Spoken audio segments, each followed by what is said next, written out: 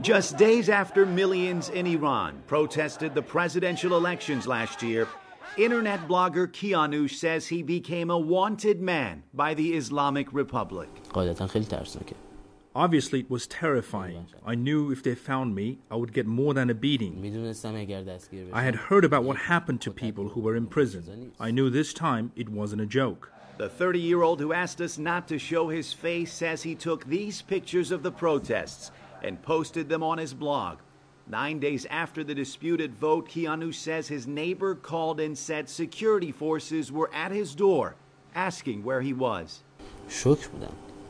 I was shocked and I didn't know what to do. It was the first time that I'd gone through something like that. While the protests continued, Kianush says he spent 27 days hiding inside a friend's basement, then paid $500 to be smuggled across Iran's border. A final meeting with his parents was too dangerous, he says. I didn't say goodbye. I turned my back and ran. I didn't want to see them. It would have been too painful. I just put my head down and prayed not to get shot with a bullet. To protect his family, Kianush asked us not to reveal his location.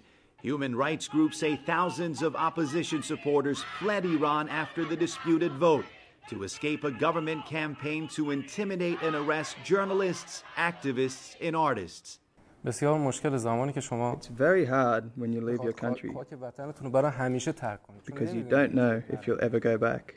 These days, 31-year-old poet Mohsen writes about what he calls Iran's repressive regime while outside of his country. Whips and lashes, executions, threats by the leader have left my voice shaken, reads a line from Mohsen's latest poem. He too paid to be smuggled out, leaving his family behind. Believe me when I say we cried together for 1 hour because we knew we may never see one another again.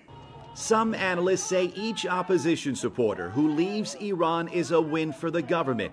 But Kianush and Mohsen, both now seeking asylum, say they'll keep speaking out against the regime in Tehran. Kianush with his blog, Mohsen with his lyrics. We can't stay silent in the face of injustice. If we stay silent, then there's not much difference between us and animals. We have to protest. It's important to understand there's always something you give and there's always something you gain.